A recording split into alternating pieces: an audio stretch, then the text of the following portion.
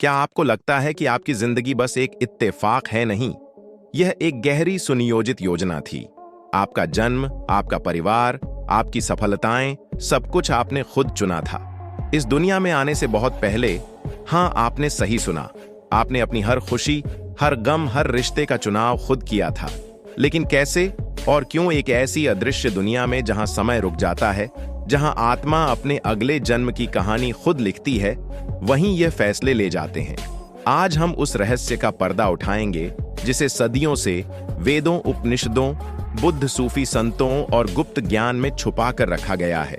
अगर आप तैयार हैं तो इस यात्रा में हमारे साथ अंत तक बने रहिए, क्योंकि आज आप खुद को वैसे देखेंगे जैसे पहले कभी नहीं देखा था। इस वीडियो में हम जानेंगे क्यों आपकी आत्मा ने इस जीवन को चुना, कैसे जन्म से पहले आपकी किस्मत तय हुई, क्या है आत्मा का असली उद्देश्य, और कैसे आप इस खोए हुए ज्ञान को समझकर अपने जीवन की दिशा बदल सकते हैं। यह सिर्फ एक कहानी नहीं है, यह आपके अस्तित्व का सबसे बड़ा रहस्य है, जिसे जानना आपकी आत्मा का हक है। भाग 2, प्राचीन सत्य। आत्मा के जन्म से पहले के चुनाव का रहस्य आज का नहीं, बल्कि हजारों साल पुराना है। ऋग्वेद, उपनिषद, बौद्ध ग्रंथ, गरुड़ पुराण और तंत्र शास्त्रों में यह बातें विस्तार से समझाई गई हैं। सिर्फ भारत ही नहीं, हेरमेटिक फिलॉसफी, सूफी संतों की गढ़ ज्ञान परंपरा, यहां तक कि प्राचीन ईसाई रहस्यवाद में भी इस रहस्य का उल्लेख मिलता है। बौद्ध धर्म के तिब्बती सिद्धांतों में सिद्ध बर्दों की बात होती है, जहां आत्मा जन्म से पहले अपने अगले जीवन का चयन करती है। योगियों के साधना पथों में भी यही सिखाया गया है कि आत्मा का अगला जीवन उसकी चेतना और कर्मों पर आधारित होता है। सभी परंपराएं एक ही बात कहती हैं कि हम इस जीवन में अनजाने में नहीं आए हैं, हमने इसे चुना है, जानबूझकर, सोच समझकर। भाग 3, जीवन एक चेतन विकल्प है। आपका यह जीवन कोई संयोग नहीं है, यह वह यात्रा है जिसे आपकी आत्मा ने खुद चुना था। हर चुनौती, हर जीत, हर रिश्ता जिसे आपने प्यार किया या खो दिया, सब कुछ आपका परिवार, आपकी आत्मा का साथी, यहां तक कि आपके संघर्ष भी आपकी आत्मा की एक सोच समझ कर ली गई योजना का हिस्सा है। जन्म से पहले एक ऐसे आयाम में जहां समय और स्थान का अस्तित्व नहीं होता, आपकी आत्मा ने यह सब तय किया था। आपका जीवन कोई दुर्घटना नहीं है, यह एक पवित्र योजना का हिस्सा है। एक योजना जिसे आपने चुना, सीखने, बढ़ने और अपने आप को जानने के लिए। जब आप इस सच्चाई को अपनाते हैं तो हर दर्द, हर खुशी एक गहरी समझ और सम्मान के साथ देखी जाती है। भाग 4, जन्म से पहले की दुनिया। क्या आपने कभी सोचा है कि आप इस जीवन में आने से पहले कहां थे? आपका अस्तित्व इस पृथ्वी पर आने से पहले भी था। आप एक ऐसी दुनिया में थे जो समय और स्थान से परे है। यह वह अवस्था है जिसे कई नामों से जाना जाता है: एस्ट्रल रेल कारण, लोक त्रिबद्ध स्टेट, या तिब्बती बौद्ध धर्म में सिडपादो। यह एक ऐसा क्षेत्र है जहां कोई शरीर नहीं होता, कोई सीमा नहीं होती, सिर्फ ऊर्जा होती है, चेतना होती है। यहां आत्मा ना भय जानती है, ना शक, ना अहंकार, सिर्फ असीम शांति और असीम प्रेम। आप अपने मूल स्रोत के साथ, जिसे कोई ईश्वर कहता है, कोई ब्रह्म या यूनिवर्सल माइंड, पूर्ण एकता में थे। कोई द्वंद्व नहीं था, ना कोई भेदभाव नहीं था। आप और ब्रह्मांड एक ही थे। आप बस थे, पूर्ण चेतना में डूबे हुए। उस अवस्था में ना कोई भूख थी, ना दर्द, ना कोई चाहत, केवल अस्तित्व का आनंद। वह अवस्था थी जहां सब कुछ स्पष्ट था, जहां आप जानते थे कि आप अनंत हैं, अजर हैं, अमर है।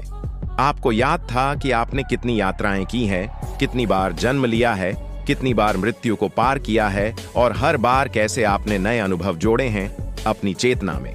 परंतु फिर भी इस पूर्णता के बीच एक हल्की सी चाहत उठती है, एक पुकार की कुछ नया सीखा जाए, कुछ नया अनुभव किया जाए, क्योंकि अनुभव के बिना चेतना स्थिर हो जाती है, और चेतना का स्वभाव है विकसित होना, बढ़ना। यही कारण है कि आत्मा फिर से एक नए जीवन की योजना बनाती है। नई चुनौतियां, नई यात्राएं, नए रिश्ते। लेकिन इससे पहले वह अपने पिछले जीवनों का लेखा जोखा देखती है, सीखती है कि कहां वह सफल रही, कहां अभी और विकास की जरूरत है। और तब उस अदृश्य ब्रह्मांडीय सभा में नई यात्रा का नक्शा तैयार होता है। भाग 5, आत्मा जन्म क्यों लेती है? जब आत्मा उस अद्भुत असीम शांति के राज्य में होती है, जहां कोई पीड़ा नहीं, कोई कमी नहीं, तब भी एक गढ़ पुकार उठती है। उसके भीतर से यह पुकार है विकास की, अनुभव की, प्रेम की गहराइयों को महसूस करने की, क्योंकि सिर्फ शांति में रहना काफी नहीं होता। आत्मा जानती है कि अनुभव से ही चेतना बढ़ती है, केवल चुनौती से ही आत्मा में गहराई आती है। जैसे बीज को अंधेरे मिट्टी में दबकर ही अंकुरित होना पड़ता है, जैसे सोने को अग्नि में तपकर ही शुद्धता मिलती है, वैसे ही आत्मा को भी कठिनाइयों के बीच से गुजरना पड़ता है अपने असली तेज को पाने के लिए। और इसीलिए आत्मा स्वेच्छा से एक नया जीवन चुनती है, एक ऐसा जीवन जिसमें प्रेम है लेकिन साथ में खोने का भय भी, एक ऐसा जीवन जिसमें सफलता का स्वाद है लेकिन साथ ही असफलता की पीड़ा भी, एक ऐसा जीवन जिसमें रिश्तों की मिठास है लेकिन साथ ही बिछड़ने का दुख भी आत्मा जानती है। हर चुनौती, हर दर्द, हर खुशी, हर आंसू एक मोती बन जाएगा उसके विकास के हार में। इसीलिए आत्मा जमीन पर उतरने का निर्णय लेती है। उसने जानबूझकर वह परिस्थितियां चुनी है जिनसे गुजर कर वह निखरेगी। इसलिए आपका जीवन कोई दुर्घटना नहीं है। आपके माता पिता, आपका जन्म स्थान, आपकी प्रतिभाएं, आपके संघर्ष सब आपकी आत्मा की गहरी योजना का हिस्सा है। आपने खुद यह जीवन चुना है। हर वह पल जिसे आपने जिया है या जी रहे हैं, यह समझने पर जीवन का हर अनुभव, चाहे वह जितना भी कठिन क्यों ना हो, एक गहरा अर्थ और उद्देश्य ले आता है। आप सिर्फ एक शरीर नहीं हैं, आप एक यात्री हैं, एक अनंत यात्रा पर, और इस जीवन की राह आपने खुद चुनी है अपने प्रेम और अपने विकास के लिए। भाग 6, जन्म से पहले की योजना। अब सोचिए, जब आत्मा निर्णय कर लेती है कि वह धरती पर जन्म लेगी, तो क्या यह सब अचानक हो जाता है? क्या वह बस किसी भी जीवन में उतर जाती है? नहीं, यह एक गहरी सूक्ष्म योजना होती है। जन्म लेने से पहले आत्मा एक विशेष क्षेत्र में जाती है जिसे कई परंपराएं बीच का लोक या अंतर जीवन क्षेत्र कहती है। यह वह स्थान है जहां आत्मा अपने पिछले जीवनों की समीक्षा करती है। वहां आत्मा देखती है कहां उसने प्रेम किया, कहां वह भय से संचालित हुई, कहां उसने अपनी चेतना को फैलाया और कहां वह अज्ञान में फंसी रही। यह समीक्षा कोई सजा नहीं है, यह एक दर्पण की तरह है जो आत्मा को उसकी खुद की सच्चाई दिखाता है। हर कार्य, हर भावना, हर विचार उसके प्रभाव के साथ आत्मा के सामने खुलता है। वह अनुभव करती है कैसे उसके शब्दों ने किसी को आहत किया या उसके प्रेम ने किसी को बचा लिया। और फिर आत्मा तय करती है कि अब उसे आगे क्या सीखना है, कौन से पाठ अधूरे हैं, कौन से गुणों को और गहरा करना है। इस योजना में आत्मा अकेली नहीं होती, उसके साथ होते हैं उसके आध्यात्मिक मार्गदर्शक, जिन्हें आप स्पिरिट गाइड्स भी कह सकते हैं। यह गाइड्स उसकी मदद करते हैं, उसे विकल्प दिखाते हैं, आत्मा को संभावित जीवन दिखाए जाते हैं। जैसे कि एक विशाल स्क्रीन पर हर जीवन के साथ अलग अलग चुनौतियां, अलग अलग अवसर, अलग अलग रिश्ते आत्मा महसूस करती हैं कि इस जीवन से उसे सबसे ज्यादा विकास मिलेगा। फिर वह चुनती है अपने माता पिता, परिवार की स्थिति, देश, संस्कृति, समय, यहां तक कि विशेष प्रतिभाएं और चुनौतियां भी। हाँ, आपने अपनी शक्तियां भी चुनी और अपनी कमजोरियां भी आपने तय किया कि किस बीमारी से जूझना होगा, किस दुख से गुजरना पड़ेगा, किस प्रेम को अनुभव करना होगा, क्योंकि हर अनुभव आपकी आत्मा को मांझने वाला था। लेकिन याद रखिए, यह योजना लोहे की दीवार नहीं थी, यह एक ब्लूप्रिंट था जिसमें विकल्प थे, संभावनाएं थीं। आपके पास हमेशा स्वतंत्र इच्छा थी। आपकी आत्मा ने वह सबसे सुंदर खेल चुना था जहां हर चाल, हर चुनौती उसके विकास का एक उपहार बनने वाली थी। अब सोचिए, जब भी आपको लगे कि जीवन अन्यायपूर्ण है, कि कोई दुख व्यर्थ है, तो याद रखिए यह सब एक बड़ी गहरी योजना का हिस्सा है जिसे आपने खुद अपनी आत्मा से चुना था। भाग 7, कर्म का महत्व। अब बात करते हैं एक गहरे नियम की जो हर आत्मा की यात्रा को दिशा देता है। यह नियम है कर्म का नियम। कर्म का अर्थ क्या है? बहुत सरल भाषा में कहें तो हर कार्य, हर भावना, हर सोच एक ऊर्जा बनाती है। यह ऊर्जा कभी नष्ट नहीं होती, यह लौट कर आती है, कभी इस जीवन में, कभी अगले में, गहरी आवाज में। जैसे बीज बोने से वैसा ही फल आता है, वैसे ही हर कर्म अपना परिणाम साथ लेकर आता है। अगर आपने प्रेम का बीज बोया तो प्रेम की फसल पाई, अगर आपने घृणा का बीज बोया तो पीड़ा की फसल मिली। लेकिन ध्यान दीजिए, कर्म कोई सज्जा नहीं है, यह सिर्फ सिखाने का तरीका है। कर्म एक शिक्षक है जो आत्मा को उसके हर क्रिया के असर का अनुभव कराता है, ताकि वह समझ सके कैसा बनना है और क्या छोड़ना है। आपका वर्तमान जीवन आपकी पिछली यात्राओं का प्रतिबिंब है। कुछ घटनाएं जो आपको समझ नहीं आती, वे पुराने कर्मों के फल हो सकते हैं। कभी आपने किसी का सहारा बना था, आज कोई आपके लिए बनता है। कभी किसी के दिल को तोड़ा था, आज आप खुद टूटने का दर्द महसूस करते हैं। ध्यान दीजिए, इसका मतलब यह नहीं कि आप पीड़ित हैं, बल्कि आप एक सच्चे योद्धा हैं जो सीख रहा है, बढ़ रहा है। कर्म दो स्तर पर काम करता है। पहला है संचित कर्म, यानी सारे पुराने कर्मों का भंडार, और दूसरा है प्रारब्ध कर्म, यानी इस जीवन में जो कर्म आपको भुगतने या सीखने के लिए मिले हैं, जो आप आज अनुभव कर रहे हैं, वह प्रारब्ध कर्म का परिणाम है। लेकिन जो आज आप सोचते हैं, करते हैं, वह आपका भविष्य बना रहा है। मतलब साफ है, भविष्य आपके हाथ में है। आज का हर छोटा कदम, हर छोटी दया, हर छोटी क्षमा आपके अगले पथ को उज्जवल बना सकता है। तो जब भी कोई कठिन समय आए, अपने आप से पूछिए, मैं इस अनुभव से क्या सीख सकता हूं? क्योंकि सच्चा ज्ञान कष्टों को भी वरदान में बदल सकता है। कर्म एक जंजीर नहीं है, यह एक सीढ़ी है जिस पर चढ़कर आत्मा खुद को पूर्णता तक ले जाती है। भाग 8, आत्मिक अनुबंध और आत्मा समूह। अब जरा सोचिए, क्या यह संभव है कि आपके जीवन में जो भी लोग आए हैं, उनसे आपकी मुलाकात एक संयोग नहीं, बल्कि एक पूर्व निर्धारित योजना का हिस्सा हो? जी हां, यह सच्चाई है। हम जन्म से पहले कुछ आत्माओं के साथ आत्मिक अनुबंध करते हैं। ये अनुबंध सीखने, बढ़ने और विकसित होने के लिए किए जाते हैं। आपके माता पिता, आपके मित्र, आपके प्रेमी, यहां तक कि वे लोग भी जिन्होंने आपको दुख पहुंचाया, सबके साथ कोई ना कोई गहरा आत्मिक समझौता होता है। कुछ आत्माएं आपका सहारा बनती है, कुछ आपको चुनौती देती है, कभी सिखाने के लिए प्रेम देती है, तो कभी कठोर सबक भी। लेकिन जान लीजिए, हर मुलाकात का एक उद्देश्य है। कभी कभी कोई आत्मा कठिन भूमिका निभाती है ताकि आप क्षमा करना सीख सकें या अपनी शक्ति पहचान सके। हम आत्माएं समूहों में यात्रा करती हैं, इन्हें कहते हैं आत्मा समूह। एक ही आत्मा समूह में हम कई जन्मों तक एक दूसरे के साथ रहते हैं। कभी मां बनकर, कभी भाई बनकर, कभी मित्र प्रेमी, या यहां तक कि शत्रु बनकर। हर बार अलग भूमिका, लेकिन एक ही लक्ष्य, सीखना और विकास करना।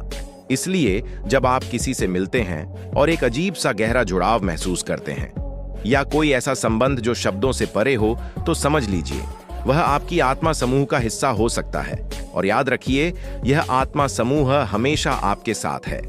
भले ही जीवन में संघर्ष हो, दूरियां हो, आत्मिक स्तर पर आप कभी अलग नहीं होते। हर संबंध, हर मुलाकात आपके आध्यात्मिक सफर का एक पवित्र हिस्सा है। हर आत्मा आपकी कहानी में एक अनमोल अध्याय लिखने आई है।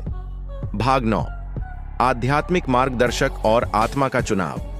अब सोचिए, जब आत्मा अपना अगला जन्म चुनती है, तो क्या वह अकेली होती है? नहीं, इस पवित्र प्रक्रिया में आत्मा के साथ होते हैं उसके आध्यात्मिक मार्गदर्शक। यह मार्गदर्शक बड़ी प्रेम पूर्ण ऊर्जा वाले दिव्य प्राणी होते हैं, जिनका एकमात्र उद्देश्य है आपकी आत्मा को रास्ता दिखाना। वे आपको आपकी कमजोरियों और शक्तियों का आईना दिखाते हैं, आपको चुनौतियां और अवसर दोनों समझाते हैं। जब आप एक नया जीवन चुनते हैं, यह मार्गदर्शक आपके साथ मिलकर योजना बनाते हैं। वे आपको आपकी पिछली यात्रा याद दिलाते हैं, आपके अधूरे सबक, आपकी उपलब्धियां। वे आपको बताते हैं कि कहां और किस अनुभव की जरूरत है। लेकिन अंतिम निर्णय हमेशा आपकी आत्मा का ही होता है। कोई आपको मजबूर नहीं करता, कोई आपको सजा नहीं देता। आप अपनी अगली यात्रा खुद अपने विकास की प्यास से चुनते हैं। आध्यात्मिक मार्गदर्शक केवल सलाहकार होते हैं, जैसे एक प्रेमपूर्ण शिक्षक जो मार्ग दिखाता है, लेकिन चलना आपको ही पड़ता है। और जब आप पृथ्वी पर जन्म लेते हैं, तो यह मार्गदर्शक अदृश्य रहते हुए भी आपकी आत्मा के बहुत पास होते हैं। वे संकेतों के जरिए, सपनों के जरिए, अचानक आने वाली समझदारी के जरिए आपका मार्गदर्शन करते रहते हैं। जब कभी जीवन कठिन लगे या राह धुंधली लगे, याद रखिए, आप कभी अकेले नहीं हैं, आपके साथ हैं। आपके आध्यात्मिक साथी, बस जरूरत है उनकी फुसफुसाहट को सुनने की, अपने दिल की आवाज को पहचानने की। आप एक दिव्य टीम के साथ आए हैं जो हर पल आपके पीछे खड़ी है। भाग 10, स्वतंत्र इच्छा, फ्री विल। अब एक और गहरी सच्चाई को जानिए। भले ही आपकी आत्मा ने इस जीवन की योजना बनाई हो, फिर भी आपको मिली है स्वतंत्र इच्छा।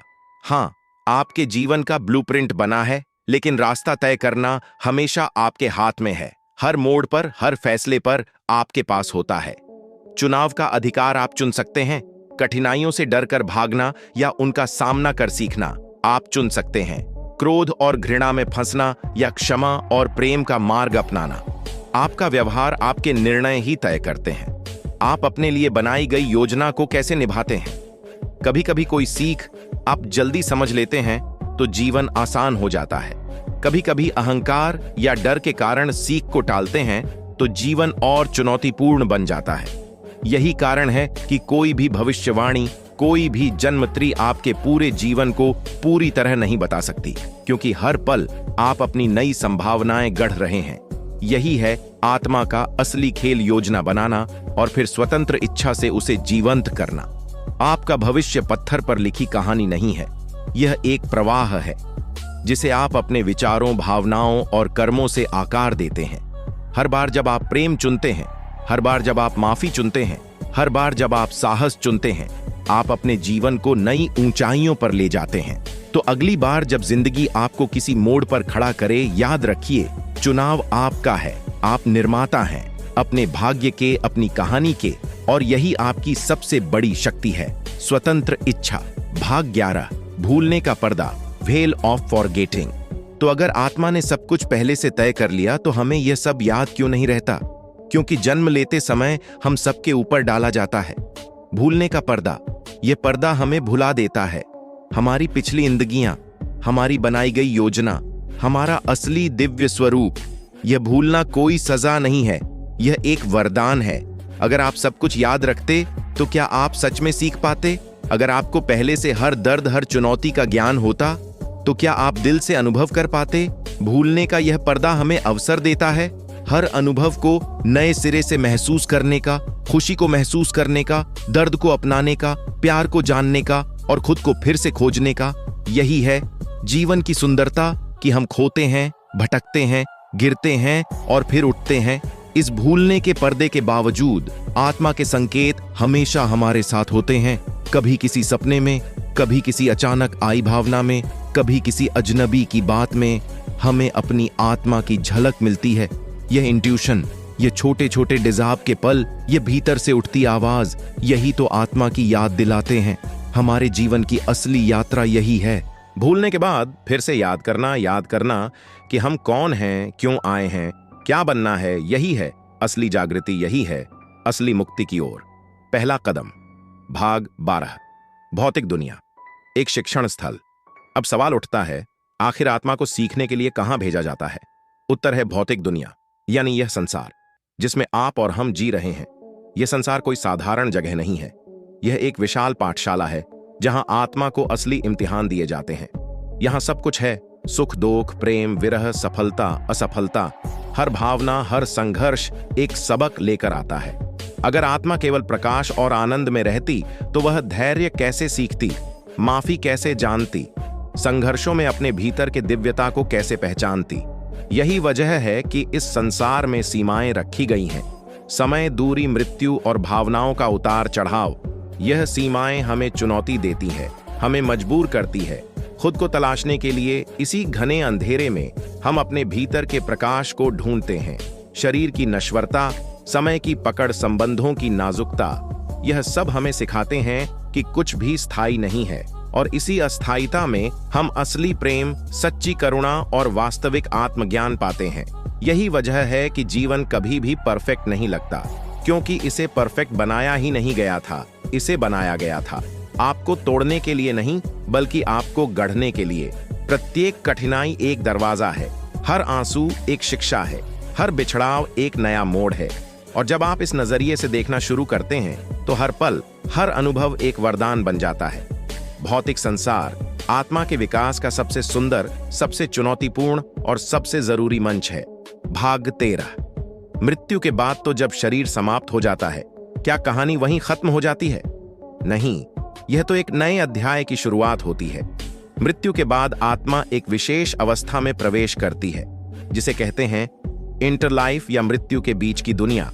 यह एक ऐसा स्थान है जहां ना शरीर है, ना समय, सिर्फ चेतना है। यहां आत्मा रुकती है, आराम करती है, सोचती है। और अपने पिछले जीवन का गहराई से निरीक्षण करती है। इसे लाइफ रिव्यू कहा जाता है। इसमें आत्मा अपने पूरे जीवन को देखती है, लेकिन सिर्फ यादों की तरह नहीं, बल्कि आत्मा खुद महसूस करती है। अपने हर कार्य का प्रभाव, किसी को दी गई खुशी या पहुंचाया गया दुख, सब कुछ खुद अनुभव करती है। यह कोई दंड नहीं है, ना ही कोई बाहरी न्याय। यह है आत्मा की अपनी अंतरात्मा का दर्पण। इस समीक्षा के दौरान आत्मा सीखती है कहां उसने प्रेम चुना, कहां उसने भय को अपना लिया। इंटर लाइफ में आत्मा को यह भी मौका मिलता है अपने कर्मों को समझने का, अपने अगले कदमों की योजना बनाने का। यह एक सुंदर करुणामय प्रक्रिया है, जहां आत्मा को ना तो आरोपित किया जाता है, ना सजा दी जाती है, बस सीखने का अवसर दिया जाता है। यह समय अलग अलग आत्माओं के लिए अलग होता है। कुछ जल्दी आगे बढ़ती है, कुछ लंबा विश्राम लेती है। इंटर लाइफ में आत्मा अपने सोल ग्रुप से मिलती है, उन आत्माओं से जो हमेशा उसके साथ रही है। यह एक पुनर्मिलन जैसा होता है, जहां प्रेम, समझ और अपनापन भरा होता है। फिर जब आत्मा तैयार हो जाती है, तो वह एक नया जीवन चुनने की प्रक्रिया शुरू करती है। लेकिन क्यों?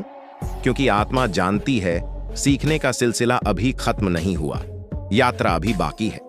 भाग 14, यात्रा का अंतिम लक्ष्य। मुक्ति आत्मा बार बार जन्म लेती है, सीखती है, बढ़ती है, अनुभव करती है। लेकिन क्या यह यात्रा कभी पूरी होती है? हाँ, इस यात्रा का एक अंतिम लक्ष्य है, मुक्ति, या जिसे हम कहते हैं मोक्ष। मुक्ति का अर्थ है जन्म और मृत्यु के चक्र से पूरी तरह से मुक्त होना। जब आत्मा हर सबक सीख लेती है, अपने कर्मों को संतुलित कर लेती है और अपने भीतर के परम सत्य को पहचान लेती है, तो उसे फिर से जन्म लेने की आवश्यकता नहीं रहती। यह वह अवस्था है जहां आत्मा पूर्ण चेतना में विलीन हो जाती है, जहां ना कोई भय है, ना कोई लालच, ना कोई अलगाव, ना कोई संघर्ष। यह एक ऐसी शांति है जो शब्दों से परे है। मुक्ति को अलग अलग परंपराओं में अलग अलग नामों से जाना जाता है। हिंदू धर्म में मोक्ष, बौद्ध धर्म में निर्वाण और अन्य परंपराओं में आत्म साक्षात्कार, जागृति या मुक्ति। कोई भागने की प्रक्रिया नहीं है। यह जीवन को पूरी तरह स्वीकार कर हर बंधन से ऊपर उठने की कला है। मुक्त आत्मा जानती है कि वह स्वयं ब्रह्म है, वह प्रेम है, वह प्रकाश है। मुक्त आत्मा चाहे तो उच्च लोकों में विश्राम कर सकती है या फिर सेवा के लिए वापस आ सकती है। मनुष्यों को जागरूक करने, प्रेम का संदेश फैलाने, ऐसे ही प्रबुद्ध आत्माओं को हम जानते हैं। गुरु अवतार, बोधिसत्व या संतों के रूप में वे अपना व्यक्तिगत सुख त्याग कर हम सबकी मदद के लिए लौटते हैं। उनका एक ही संदेश होता है, तुम वही हो जिसे तुम खोज रहे हो। प्रेम ही सत्य है। जागो, याद करो कि तुम कौन हो। और इसीलिए आत्मा की सबसे महान यात्रा है अपने दिव्य स्वभाव को पहचानना और फिर उस पहचान में पूरी तरह से जीना। अगर इस यात्रा ने आपके दिल को छुआ है, अगर आप भी महसूस करते हैं कि आप सिर्फ एक शरीर नहीं बल्कि एक अनंत आत्मा है, तो नीचे कमेंट में एक शब्द जरूर लिखिए, जागृति। हाँ, सिर्फ जागृति लिखिए, क्योंकि जब आप यह शब्द लिखते हैं तो आप अपने भीतर की शक्ति को पहचानते हैं और एक नई शुरुआत करते हैं। यह चैनल सिर्फ एक YouTube चैनल नहीं है, यह एक आंदोलन है, एक परिवार है उन आत्माओं का जो जाग रहे हैं, जो सच को जानना चाहते हैं। अगर आप इस परिवार का हिस्सा बनना चाहते हैं तो चैनल को सब्सक्राइब करें और इस ज्ञान को अपने दोस्तों और अपनों तक शेयर करें। हर शेयर, हर सब्सक्रिप्शन हमारी सामूहिक चेतना को और मजबूत करेगा।